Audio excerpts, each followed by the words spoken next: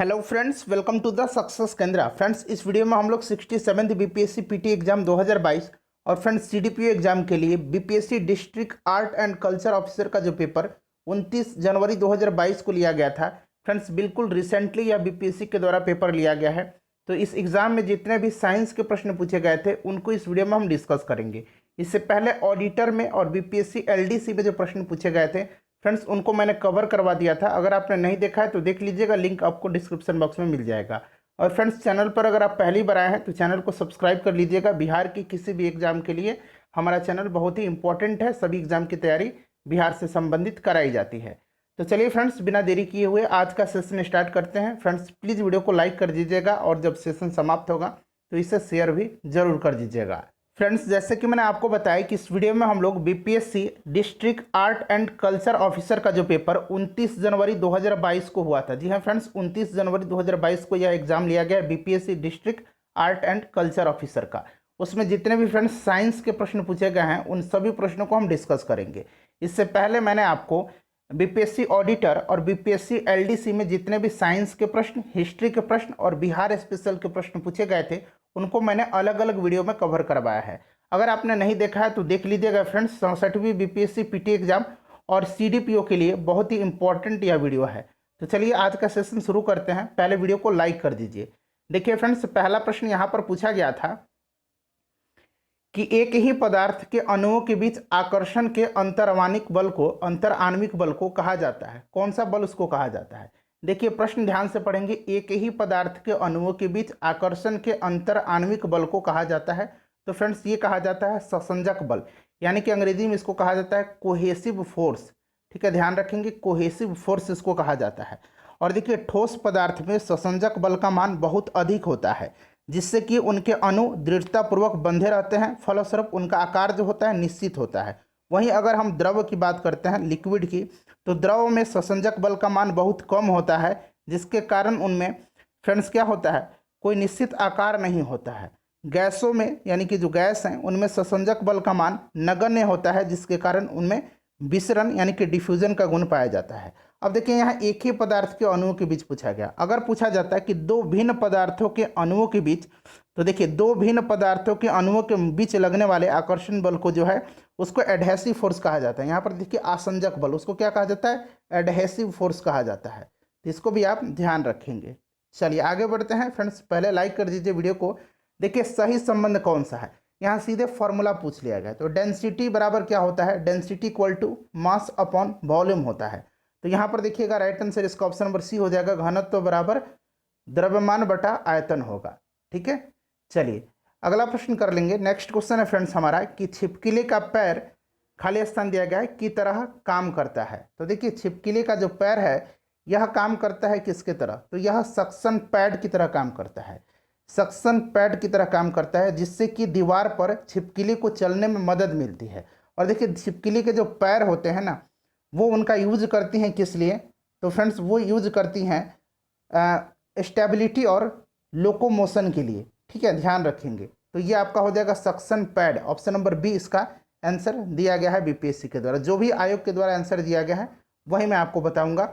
उसके बाद देखिएगा कि एक हॉर्स पावर कितने के बराबर होता है? तो एक हॉर्स पावर में कितना होता है? 746 वाट होता है, यानी कि ऑप्शन नंबर ए इसका राइट आंसर हो जाएगा। अच्छा फ्रेंड्स, 1 किलोवाट घंटा में कितना होता है? तो 1 kWh इक्वल टू कितना होता है? 3.6 इंटू 10⁻6 जूल होता है। इसको भी साथ साथ आप ध्यान रखेंगे। चलिए उसके बाद नेक्स्ट क्वेश्चन देखिए, पूछा गया था कि सूर्य के प्रकाश के, देखिए ये प्रश्न जो है, सूर्य के प्रकाश के वर्ण क्रम में 7 रंगों के क्रम में खाली स्थान दिया गया के रूप में दर्शाया जाता है। तो ये विबजियोर तो ऑप्शन में सब दिया गया है, लेकिन इसको लिखा किस प्रकार से जाता है? तो देखिए VIBGYOR, जो कि ऑप्शन नंबर कितने में दिया गया है? ऑप्शन नंबर सी में दिया गया है। ठीक है, ये है आपका सही क्रम। देखिए V स्टैंड करता है किसके लिए? तो वायलेट के लिए, I इंडिगो के लिए, B ब्लू के लिए, G ग्रीन के लिए, Y येलो के लिए, O ऑरेंज के लिए और R रेड के लिए। लाल रंग का तरंग दैर्ध्य सबसे ज़्यादा होता है और बैगनी रंग का तरंग दैर्ध्य सबसे कम होता है। ये क्रम है। अगर आप इस तरह से याद रखेंगे तो देखिए सबसे कम, फिर उससे ज़्यादा तरंग दैर्ध्य, फिर उससे ज़्यादा, फिर उससे ज़्यादा, सबसे ज़्यादा रेड का। तो ये क्रम याद रखेंगे तो आपको आगे सहूलियत होगा। चलिए, और फ्रेंड्स जो बीपीएससी ऑडिटर और एलडीसी का जो मैंने पेपर करवाया है उसको कवर कर लीजिएगा। साथ ही 500 इंपॉर्टेंट बिहार स्पेशल के प्रश्नों को हमने 5 वीडियो में कवर किया हुआ है, यानी कि एक वीडियो में 100 क्वेश्चन। उसके अलावा मैंने बीपीएससी का जो घटना चक्र पूर्वावलोकन है, जिसमें 38वीं बीपीएससी से 66वीं बीपीएससी तक के प्रश्न दिए गए हैं, उनको सब्जेक्ट वाइज मैंने कंप्लीट करवा दिया है। साथ ही साथ मैंने दृष्टि आईएएस का भी प्रैक्टिस सेट आपको करवाया हुआ है। सभी वीडियोज़ का लिंक डिस्क्रिप्शन में मिल जाएगा। महेश बर्नवाल का भी प्रैक्टिस सेट मैंने करवा दिया है, दोनों वॉल्यूम का, देख लीजिएगा फ्रेंड्स। देखिए, किसी तरल पदार्थ का क्वथनांक यानी कि बॉइलिंग पॉइंट जो है बढ़ जाता है, तो इस तरह का प्रश्न जो है बीपीएससी एलडीसी में भी पूछा गया था। बीपीएससी एलडीसी में पूछा गया था कि दाब बढ़ाने से किसी पदार्थ का क्वथनांक पर क्या असर पड़ता है, तो उसका जो है क्वथनांक बढ़ जाता है। सेम उसी तरह का प्रश्न पूछा गया है कि तरल पदार्थ का क्वथनांक बढ़ जाएगा कब, जब उस पर दाब बढ़ाया जाएगा। तो देखिए, तरल का दाब बढ़ाने से, ऑप्शन नंबर बी इसका राइट आंसर हो जाएगा। इसीलिए देखिए प्रीवियस प्रश्न से पूछा जाता है, ठीक है। उसके बाद देखिएगा कि जब ध्वनि तरंग के रूप में चलती है, तो अब ये प्रश्न बहुत ही बेसिक प्रश्न पूछा गया है, थोड़ा सा हम ध्यान देंगे। देखिए, अगर हम बात करते हैं तो हमने तरंग का डेफिनेशन क्या पढ़ा था कि तरंगों द्वारा ऊर्जा का एक स्थान से दूसरे स्थान तक स्थानांतरण होता है। यही होता है ना, मतलब तरंग क्या है, तो तरंग के द्वारा होता है जो ऊर्जा का एक स्थान से दूसरे स्थान तक स्थानांतरण होता है। अब जब देखिए, हम जानते हैं कि जब ध्वनि तरंग एक माध्यम से दूसरे माध्यम में जाती है तो उसकी आवृत्ति नहीं बदलती है, ये भी आप ध्यान रखेंगे। जब ध्वनि तरंग के रूप में चलती है तो माध्यम के कण अपनी औसत स्थिति को छोड़े बिना ऊर्जा का स्थानांतरित करते हैं, यानी कि तरंग के द्वारा क्या होता है, ऊर्जा का एक स्थान से दूसरे स्थान पर स्थानांतरण होगा। ऑप्शन नंबर डी इसका आंसर होगा, ठीक है। चलिए आगे बढ़ते हैं। नेक्स्ट क्वेश्चन पूछा गया था कि एक पियानो की पिच जो है कम करने के लिए क्या किया जाएगा। तो देखिए, पियानो की अगर पिच की बात करें तो इसका पिच अगर कम करना हो तो फ्रेंड्स देखिए, उसका जो स्ट्रिंग होगा ना, जो उसका तार होता है पियानो में स्ट्रिंग होगा, उसको या तो मोटा बना देंगे या फिर उसको लंबा कर देंगे। क्लियर। एक और है कि उसका जो स्ट्रिंग होता है उसमें तनाव कम कर दिया जाए। तो यहाँ पर देखिए, मोटे स्ट्रिंग का उपयोग करना चाहिए और स्ट्रिंग में तनाव कम करना चाहिए। तो ऑप्शन नंबर ई जो है बीपीएससी के द्वारा इसका आंसर दिया गया है, एक से अधिक। उसके बाद नेक्स्ट क्वेश्चन है हमारा कि जब एक विद्युत उपकरण का स्विच बंद किया जाता है तो खाली स्थान दिया गया डिस्कनेक्ट हो जाता है। तो देखिए, कोई भी जो इलेक्ट्रिक इक्विपमेंट है, अगर उसका हम स्विच ऑफ कर देंगे तो सीधी सी बात है, जो लाइव वायर में तो करंट चल रहा है, ये लाइव वायर जो है डिस्कनेक्ट हो जाता है। ऑप्शन नंबर ए इसका राइट आंसर हो जाएगा। ये आपका कौन सा है, ये न्यूट्रल वायर है, ये आपका अर्थिंग वाला वायर है, ये आपका फ्यूजदार है। ऑप्शन नंबर ए होगा, लाइव वायर डिस्कनेक्ट हो जाता है। उसके बाद देखिएगा कि यदि एक फुलाया हुआ गुब्बारा जलते बल्ब के पास लाया जाता है तो वह फट जाता है, इसका कारण क्या है। अच्छा फ्रेंड्स, ध्यान देंगे आप, मैंने आपको एक प्रश्न करवाया भी था कि गुब्बारे में हाइड्रोजन की जगह हीलियम गैस भरी जाती है। क्यों भरी जाती है, तो क्योंकि यह ज्वलनशील नहीं होती है। यह प्रश्न जो है एलडीसी में भी पूछा गया था। यहाँ पर देखिएगा कि एक फुलाया हुआ गुब्बारा जब जलते हुए बल्ब के पास लाया जाता है तो वह फट जाता है। इसका कारण यह है कि गुब्बारे के अंदर की हवा गर्म हो जाती है, जो कि गुब्बारे का जो भीतर का दीवार है उस पर वह फोर्स, मतलब दबाव, प्रेशर बढ़ाती है। तो देखिए, ऑप्शन नंबर सी में दिया गया है। चलिए आगे बढ़ते हैं नेक्स्ट क्वेश्चन। और फ्रेंड्स, लास्ट में आप बताइएगा कि कितने प्रश्नों का उत्तर आपने स्वयं से दिया है, यानी कितने प्रश्न का उत्तर आप जानते हैं। चलिए उसके बाद देखिएगा 11 नंबर खाली स्थान दिया गया है, ने सबसे पहले यह सुझाव दिया था कि पदार्थ बहुत छोटे कणों से बना हुआ है जिससे अणु कहते हैं। अब देखिए, ये आपका दिया था महर्षि कनाद ने। महर्षि कनाद या इनको उलुक भी कहा जाता है। ये जो है फ्रेंड्स, ये वैशेषिक दर्शन के प्रवर्तक हैं, ध्यान रखेंगे, ठीक है। देखिए फ्रेंड्स, वैशेषिक दर्शन की अगर बात करें तो वैशेषिक दर्शन में माना गया है कि सृष्टि का निर्माण असंख्य सूक्ष्म अणुओं से हुआ है। उसके बाद नेक्स्ट क्वेश्चन है कि पदार्थ के अंतर रूपांतरण वाली स्थिति में, अब देखिए पदार्थ का अंतर रूपांतरण, ये थोड़ा सा समझने वाला बात है। अब देखिए, पदार्थ का एक अवस्था में दूसरी अवस्था से, देखिए एक अवस्था से दूसरी अवस्था में, पदार्थ का एक अवस्था से दूसरी अवस्था में और वापस फिर उसी मूल अवस्था में परिवर्तन जो होता है उसको पदार्थ का अंतर रूपांतरण कहा जाता है। जैसे कि पिघलना, बर्फ का पिघलना, तो इसमें क्या हुआ, कोई चेंजिंग नहीं हुआ। एक प्रकार से कह सकते हैं कि ये भौतिक परिवर्तन है। वाष्पीकरण, द्रवीकरण, संघनन, ऊर्ध्वपातन, ठीक है। इसमें क्या होता है अंतर रूपांतरण में, तो देखिए अंतर रूपांतरण में जो होता है इसमें रासायनिक संरचना जो होती है पदार्थों की, उसमें कोई भी परिवर्तन नहीं होता है। इसमें कोई परिवर्तन होगा क्या? बर्फ अगर पिघलता है तो, या फिर वाष्पीकरण होता है पानी का तो नहीं होता है। तो इसीलिए ऑप्शन नंबर बी इसका राइट आंसर हो जाएगा। देखिए 2021 में यह पेपर हुआ है। उसके बाद देखिएगा कि किसी मिश्रण के विभिन्न, देखिए किसी मिश्रण के विभिन्न घुले हुए, विभिन्न अलग अलग घुले हुए घटक हैं उसमें। देखिए विभिन्न घुले हुए घटकों को एक उपयुक्त पदार्थ पर अधिशोषित विधि द्वारा अलग करने की प्रक्रिया, यह प्रश्न बीपीएससी में प्रीवियस ईयर में पूछा गया है। इसको क्रोमेटोग्राफी कहा जाता है। देखिए किसी मिश्रण से विभिन्न पदार्थों को, वही है भिन्न घुले हुए घटक हैं, विभिन्न पदार्थों को अलग करने में क्रोमेटोग्राफी तकनीक का उपयोग किया जाता है। तो यहाँ पर देखिए क्रोमेटोग्राफी दिया गया है। ठीक है, चलिए इसलिए कह रहा हूँ कि घटना चक्र पूर्वावलोकन प्रीवियस ईयर वाला एक बार रिवीजन कर लीजिएगा, जल्दी जल्दी रिवीजन हो जाएगा आपका। एक परमाणु की संरचनात्मक स्थिरता को खाली स्थान दिया गया है द्वारा समझाया गया है। तो ये समझाया गया है नील बोर के द्वारा। किसके द्वारा? नील्स बोर के द्वारा समझाया गया है, इसको आप ध्यान रखेंगे।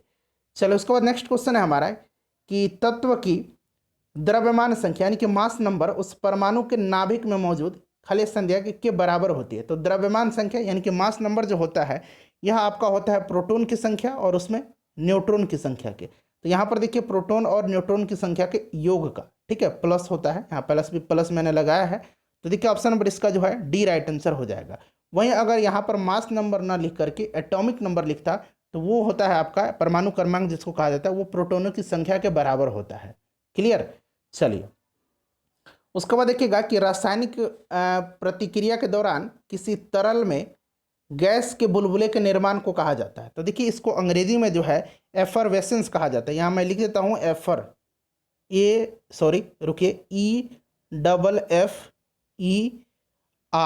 ठीक है। उसके बाद EFFERVESCENCE, इसको कहा जाता है एफरवेसेंस, ठीक। अंग्रेजी में इसको बुदबुदाहट कहा जाता है, हिंदी में इसको बुदबुदाहट कहा जाता है और अंग्रेजी में इसको एफरवेसेंस कहा जाता है। अगला प्रश्न हमारा है कि चांदी, लोहा और तांबा प्रकृति में प्रतिक्रियाशील है। बिल्कुल सही बात कहा गया। निम्न में से उनकी प्रतिक्रिया का जो प्रतिक्रियाशीलता है उसका सही क्रम क्या है? तो फ्रेंड्स अब यहाँ पर देखिए, जब आप पीरियडिक टेबल को ध्यानपूर्वक देखेंगे, आपने देखा भी होगा, तो फ्रेंड्स हम पाते हैं कि सबसे ज़्यादा जो क्रियाशील धातु है वो कौन सी है? वो पोटेशियम है। और सबसे कम कौन सा है? तो प्लैटिनम है, ठीक है।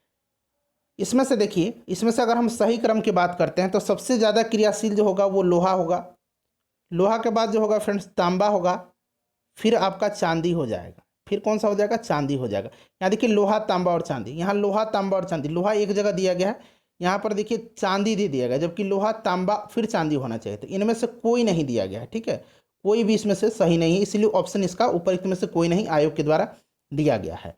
चलिए आगे बढ़ते हैं। क्वेश्चन नंबर 18 है, खाली स्थान दिया गया है को व्यापक रूप से भविष्य में बड़े पैमाने पर ईंधन के रूप में देखा जाता है। ये बात लूसेंट में भी लिखा है, कई बार आपने पढ़ा भी होगा कि हाइड्रोजन को भविष्य का ईंधन कहा जाता है, तो ये हाइड्रोजन हो जाएगा। चलिए उसके बाद देखिएगा कि पृथ्वी पर उपलब्ध कुल पानी का कितना प्रतिशत जो है समुद्र और महासागर में है? तो हम लोग ऐसे अप्रॉक्स में पढ़ते हैं 97%, लेकिन 97.4% देखिए इसका सही आंसर दिया गया है। और बाकी जो 2.6% है वो आपका 2.6% जो है ये मीठे पानी के रूप में जो है ये उपलब्ध है। चलिए उसके बाद ध्यान देंगे कि प्रेशर कुकर में खाना पकने में कम समय लगता है, इसका कारण क्या है? तो देखिए प्रेशर कुकर में क्या होता है? क्वथनांक बढ़ जाता है। क्वथनांक क्यों बढ़ जाता है? तो प्रेशर उसमें बनता है, नाम ही प्रेशर है, तो उसमें क्या होगा? क्वथनांक बढ़ जाएगा, जिससे कि खाना जल्दी पक जाता है। चलिए उसके बाद नेक्स्ट क्वेश्चन है हमारा कि सैप के आरोहण। अब यहाँ पर देखिएगा थोड़ा सा ये शब्द थोड़ा आपको कठिन लग रहा होगा। तो देखिए फ्रेंड्स, इसको अंग्रेजी में कहा जाता है एसेंट ऑफ सैप। क्या कहा जाता है? एसेंट ऑफ सैप कहा जाता है, और हिंदी में इसको रसारोहण कहा जाता है। ये रसारोहण अब है क्या? तो देखिए फ्रेंड्स, पौधों के द्वारा जो अवशोषित जल होता है, जो ऊपर चढ़ता है ना, विभिन्न भागों में जाता है, उसी को रसारोहण कहा जाता है। और ये पौधे में जाइलम में होता है, ध्यान रखिए कहाँ होता है? जाइलम में होता है। क्लियर? देखिए ये जो सैप के आरोहण यानी कि रसारोहण है फ्रेंड्स, इसमें जो होता है, जो बल जिम्मेदार है वो है केशिका बल, यानी कि हिंदी में इसको कैपिलरी, अंग्रेजी में कैपिलरी फोर्स कहेंगे। जड़ दबाव जिसको कि रूट प्रेशर कहा जाता है, और इसको देखिए ट्रांसपिरेशनल फोर्स कहा जाता है, वाष्पोत्सर्जन खिंचाव को। तो 1, 2 और 3 ये तीनों सही है, तो ऑप्शन नंबर ई इसका हो जाएगा, उपरोक्त में से एक से अधिक। चलिए अगला प्रश्न है कि फूल के प्रजनन तंत्र में होते हैं तो मादा और जो नर और मादा अंग होता है, तो देखिए इसमें से पुंकेसर होता है और गर्भकेसर। गर्भकेसर का ही भाग है स्त्री केसर। ठीक है, तो इसको ध्यान रखेंगे। राइट आंसर इसका ऑप्शन नंबर बी हो जाएगा। ऑप्शन नंबर बी पुंकेसर और गर्भकेसर। उसके बाद देखिए कि निम्नलिखित में से कौन सा हार्मोन ग्लूकोज की अधिकता को ग्लाइकोजन में परिवर्तित करता है। तो देखिए यह हार्मोन जो है, यह हार्मोन इंसुलिन है। कौन सा हार्मोन है? इंसुलिन है। इंसुलिन हार्मोन जो है लीवर यानी कि यकृत तथा कंकाल पेशी के द्वारा ये जो ग्लूकोज है इसको ग्लाइकोजन में परिवर्तित करता है, और ग्लाइकोजन के रूप में यह लीवर में संचित रहता है। ध्यान रखेंगे। चलिए ऑप्शन नंबर डी हो जाएगा इंसुलिन। इंसुलिन क्या है? एक हार्मोन है, एक प्रोटीन भी है। ध्यान रखेंगे। चलो उसके बाद देखिएगा कि किसको मास्टर ग्लैंड कहा जाता है। मास्टर ग्रंथि, तो ये पीयूष ग्रंथि को कहा जाता है, पिट्यूटरी ग्लैंड को कहा जाता है। ये आपको पता भी होगा। ठीक है, मास्टर ग्रंथि के नाम से जाना जाता है इसको। उसके बाद देखिएगा 25 नंबर खाली स्थान दिया गया है। एकमात्र धमनी है जो वी ऑक्सीजन रहित रक्त वहन करती है। यानी कि आप कह सकते हैं वी ऑक्सीजन रहित, यानी कि बिना ऑक्सीजन रहित, मतलब बिना ऑक्सीजन के, वी ऑक्सीजन जनित, वी ऑक्सीजन जनित। ठीक है, तो ये आपका हो जाएगा फुफ्फुसीय धमनी। ऑप्शन नंबर सी इसका करेक्ट आंसर हो जाएगा। चलिए अगला प्रश्न हमारा कि लसिका का गैर कोशिकीय हिस्सा पानी के लगभग कितना प्रतिशत से बना होता है।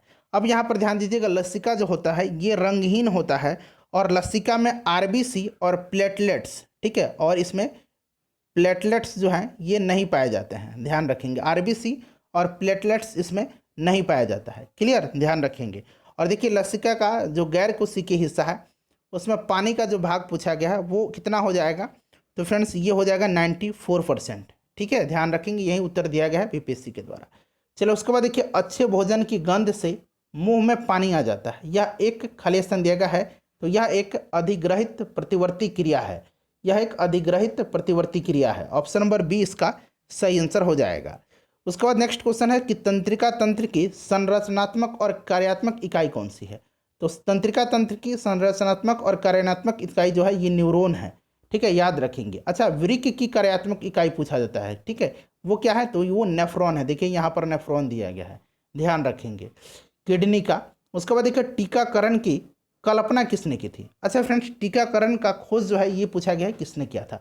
तो आप जानते हैं कि एडवर्ड जेनर जो हैं इनको प्रतिरक्षा प्रणाली का जनक कहा जाता है। प्रतिरक्षा प्रणाली का इनको जनक कहा जाता है। ठीक है, इन्होंने ही जो है टीकाकरण की खोज की थी। अच्छा फ्रेंड्स, आप बताइएगा कि चेचक के टीके की खोज किसने किया था। चेचक की टीके की खोज किसने किया था, जरा आप कमेंट करके बताइए।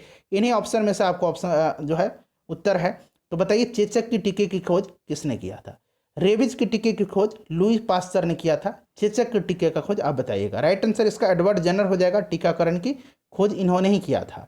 उसके बाद देखिएगा कि निम्नलिखित में से कौन सा एक मनोवैज्ञानिक दवा नहीं है। तो यहाँ पर देखिए 4 ऑप्शन तो ये हैं। एक तो आपको पता ही है कि उपरोक्त में से कोई नहीं होता है। ठीक है, बताइएगा इनमें से कौन सा जो है मनोवैज्ञानिक दवा नहीं है, नहीं पूछा गया है। तो यहाँ पर देखेंगे आप कि कोकेन, मॉर्फिन और हेरोइन ये मनोवैज्ञानिक दवा हैं। यहाँ पेनिसिलिन देखिएगा, यह एक एंटीबायोटिक है। क्लियर, तो ऑप्शन नंबर डी इसका राइट आंसर हो जाएगा। तो देखिए फ्रेंड्स, ये 30 क्वेश्चन पूछे गए थे। सभी 30 क्वेश्चन मैंने आपको कंप्लीट करवा दिया।